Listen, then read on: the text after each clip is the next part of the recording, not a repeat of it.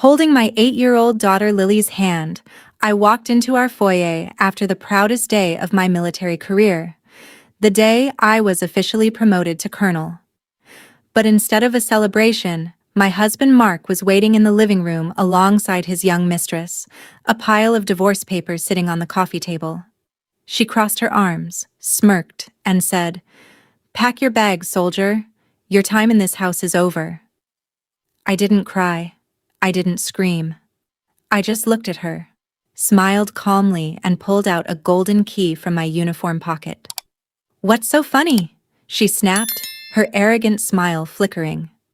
"Actually," I replied, leaning in close so they both could hear, "this house doesn't belong to Mark, and you're the ones who need to start packing. Follow my story until the end and comment the city you're watching from, so I can see how far my story has reached. My name is Colonel Elizabeth Carter. I'm 40 years old, and after 2 decades of service in the United States Army, I thought I had faced every kind of enemy imaginable. But nothing in my years of deployment could have prepared me for the ambush waiting in my own living room. Mark didn't even stand up when Lily and I walked through the front door. He just sat back on our plush velvet sofa, swirling a glass of scotch like a villain in a cheap movie. Beside him stood Chloe, 25, wearing one of my favorite silk robes, looking at me with a mix of triumph and absolute disdain. "You're late, Elizabeth," Mark said, his voice cold and devoid of the warmth he used to pretend to have. He tapped his fingers on a thick stack of legal papers resting on the coffee table. "We have business to settle." Chloe stepped forward, crossing her arms and letting out a sharp, mocking laugh. "Don't make this harder than it needs to be, Colonel. The papers are drawn up. Mark is filing for sole custody of Lily, spousal support, and full ownership of this estate. So why don't you take your little military medals, pack your bags, and get out of our house?" I held Lily's hand a little tighter, feeling her tiny fingers tremble. I didn't yell. I didn't shed a single tear. Instead, a calm, razor-sharp focus washed over me. "Our house?" I asked softly, taking one step closer. Chloe tilted her head, her smirk growing even wider. "You heard me, Elizabeth. Mark's name is on the mailbox and his life is here now. You're just an absent guest who shows up between deployments." Her words were meant to sting, but all they did was shine a bright light on 12 years of absolute delusion.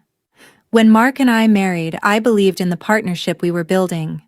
But over the years, as my military career advanced, Mark's ambition slowly dissolved. First, it was quitting his mid-level corporate job to find his true passion. Then, it was managing our household full-time, or so he claimed.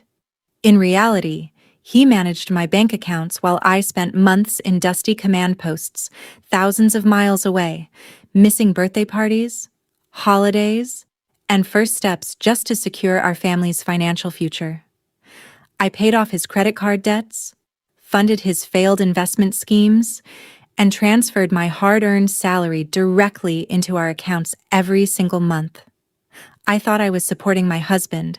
I thought I was taking care of my family. Instead, I was funding my own replacement. While I was sleeping on cots in overseas bases, Mark was using my money to buy expensive designer clothes, wine and dine young women like Chloe, and play the part of a wealthy suburban bachelor. He had turned my absence into his ultimate convenience, slowly erasing me from my own life. Chloe stepped toward Lily, reaching out to pat her head condescendingly. "Don't worry, sweetie. You'll get used to having a fun stepmom around." That was the exact moment Mark's quiet betrayal turned into an absolute declaration of war. I pulled Lily gently behind my back, putting myself between my daughter and the woman standing in my home. "Don't touch my child," I said, my voice quiet, flat, and absolute. Mark scoffed, leaning forward on the sofa. "Oh, stop with the dramatic military posture, Elizabeth. It doesn't work here. You've been gone 3 years out of the last 5. I built a life here while you were playing hero. The courts favor the parent who provides stability, And I've been the one holding down this home." He truly believed every word coming out of his mouth. Mark thought he was the ultimate strategist, but he had forgotten one crucial detail. I had stopped trusting his financial management years ago. 3 years prior, while stationed overseas, I noticed strange cash withdrawals and transfer requests popping up on our shared account statements. When I asked him about them, he gave vague answers about home repairs and investments. That was the day the officer in me took over. I hired a discreet forensic accountant to audit every single dollar. What I found was appalling. Thousands spent on secret dinners, luxury gifts, and weekend getaways. But instead of confronting him immediately and starting a messy legal battle while deployed, I executed a strategic maneuver of my own. Using the inheritance left exclusively to me by my late grandfather, a decorated veteran who knew the value of safeguarding family assets, I purchased this 4-acre estate cash. I structured the entire closing through my private family trust, ensuring the deed, title, and land registry were kept strictly and indisputably in my name alone. Mark never signed a single paper. He just moved his clothes in, assuming living here made it marital property. He was about to learn how wrong he was. "Mark," I said, my voice steady as I rested my hand on the golden key in my pocket. "I'm going to give you one chance to stand up, take your legal papers, and walk out of that door with whatever dignity you have left." Mark burst into laughter, shaking his head as if I had said something utterly ridiculous. Chloe joined in, her shrill chuckles ringing against the tall ceilings of the entryway. "Are you insane?" Mark sneered, standing up and pulling his cell phone from his pocket.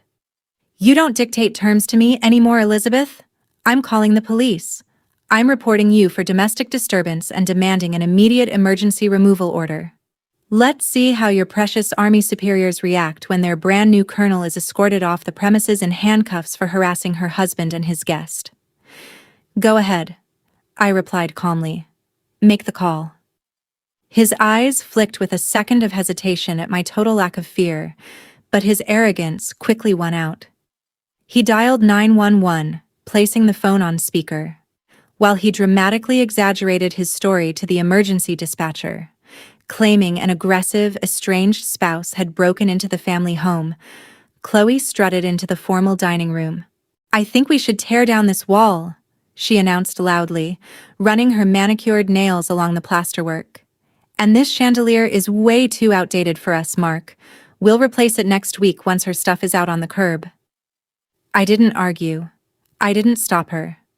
I simply walked over to the hallway console table, pulled out a small black leather binder I had prepared weeks ago, and waited. Mark smiled triumphantly as he hung up the phone. "10 minutes, Elizabeth. That's all you have left in this house?"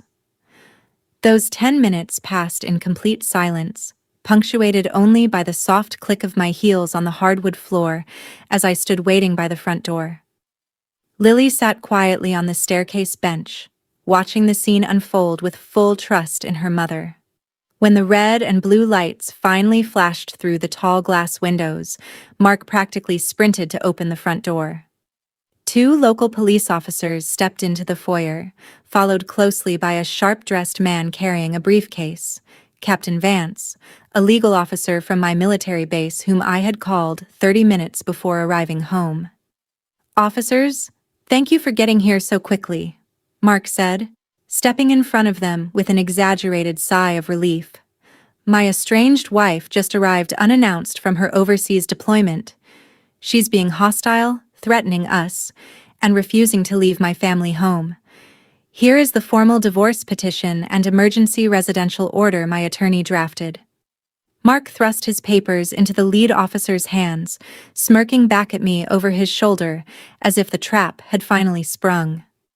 Chloe folded her arms, watching with smug satisfaction. The lead officer looked over the petition, then turned to me. "Ma'am, do you have documentation to counter this?" Before I could speak, Captain Vance stepped forward, opening his briefcase with methodical precision. "Officers, I represent Colonel Carter, Vance announced calmly. What Mr. Carter just handed you is an unfiled draft of a divorce petition. It holds zero legal authority. What I am handing you now is the certified land deed, the title registry, and the irrevocable trust documents for this entire property. The officer scanned the certified deed, his eyebrows raising slightly. He looked up from the page, his gaze shifting directly from the paper to Mark's triumphant face. Mr. Carter, the officer said, his tone turning cold. Are you aware your name appears nowhere on this title? The color completely drained from Mark's face. He stumbled backward, his eyes darting frantically between the police officer and the certified deed. That's impossible, Mark stammered, his confident demeanor shattering instantly. I live here. We're married. It's a joint asset. It was purchased entirely through an independent inheritance trust before you ever set foot on the property, Mr. Carter, Captain Vance replied, his voice firm and unwavering. Under state law, separate property acquired through sole inheritance remains 100% non-marital asset. You have zero ownership, zero leasehold rights, and zero legal standing to occupy this residence. Chloe's triumphant smirk vanished into sheer horror. She turned to Mark, grabbing his arm violently. Mark, what is he talking about? You told me you owned this place. You told me we were taking over the estate. Mark didn't answer. He was staring at the second document Captain Vance handed to the officers, a formal notice to vacate along with an asset preservation injunction detailing 3 years of unauthorized financial transfers from my private accounts. Officers? I said softly, stepping forward. As the sole legal owner of this property, I am revoking Mr. Carter's and his guests' license to remain on these premises immediately. I request that they gather their personal clothing and be escorted off my land. The lead officer folded the papers and turned to Mark. You heard the owner, sir. Grab your trash bags. You have 15 minutes to vacate, or you will be placed under arrest for criminal trespass. Watching Mark and Chloe scramble in total panic, shoving their designer clothes into plastic garbage bags while escorted by armed officers, was a masterclass in swift justice. The traps they had set for me had snapped closed on themselves. 6 months have passed since that evening, and the dust has finally settled. When Chloe realized Mark didn't own a single square foot of the estate and was facing massive civil lawsuits for financial fraud, she left him within 48 hours. Today, Mark is living in a tiny rented studio apartment, spending his days working 2 jobs to pay back the funds he illegally siphoned from my accounts, all while facing court-ordered spousal support obligations. Meanwhile, Lily and I are thriving. Our home is finally filled with genuine laughter, real warmth, and an overwhelming sense of peace. I retired from active deployment to take a permanent post nearby, ensuring I never miss another milestone in my daughter's life. Standing up for yourself isn't about revenge. It's about reclaiming the respect and security you worked so hard to build. Now, I'm curious about your thoughts. If you were in my shoes, would you have given him a second chance? Or did he get exactly what he deserved? Comment your thoughts below. If you enjoyed this story, click on the video on your screen right now for another incredible story that will keep you on the edge of your seat. Thank you for watching.